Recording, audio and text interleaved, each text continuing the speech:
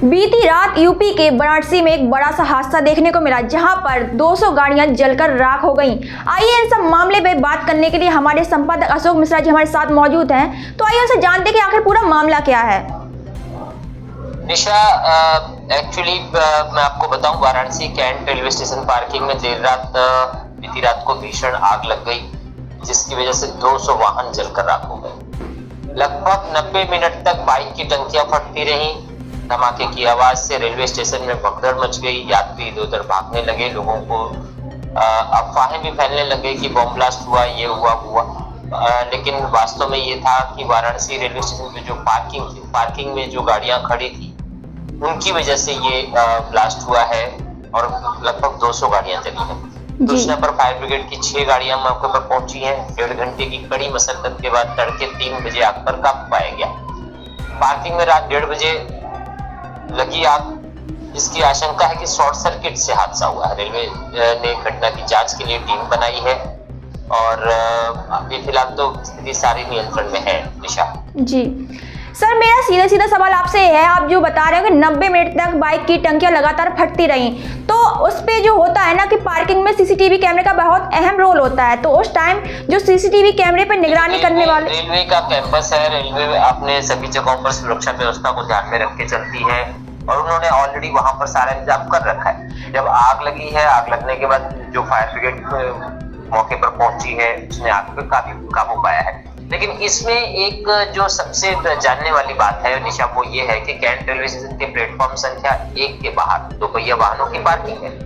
शुक्रवार को इसमें 200 से अधिक बाइक खड़ी थी। रात 9 बजे एक बाइक में शॉर्ट सर्किट से आग लग गई।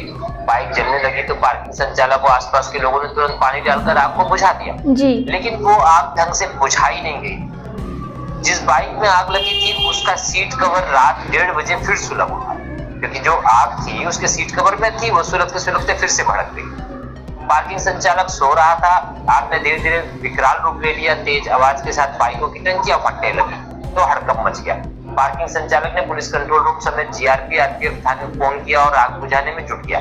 लेकिन ये बड़ी लापरवाही है रेलवे की तरफ से, ये बड़ी लापरवाही है वहां के प्रशासन की तरफ से कि जब एक बाइक में आग रात को 9 बजे लगती है तो उस बाइक को पार्किंग कैंपस से हटाना चाहिए था, दूर रखना चाहिए था, या उसके लिए पूरी तरह से उसको जांच करके ढंग से उसकी आग को बुझाना चाहिए था।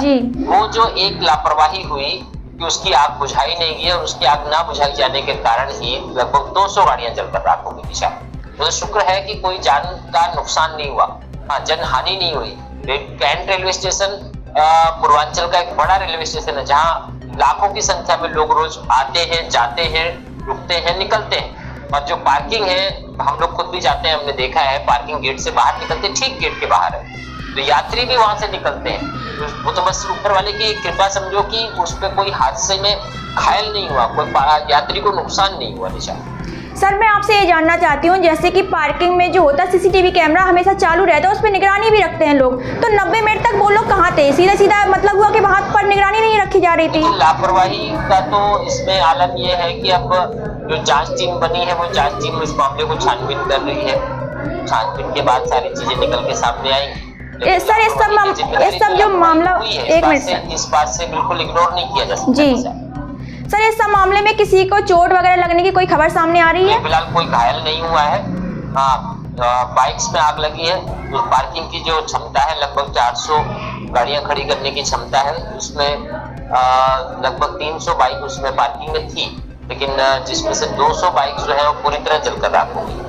जी सर, बहुत बहुत धन्यवाद आपका इस सब मसले पर जानकारी देने के लिए। आगे आप नजर बनाए रखिएगा क्या कार्रवाई देखने को मिलती है पुलिस प्रशासन की। हम आपसे दोबारा फिर जुड़ेंगे, तब तक के लिए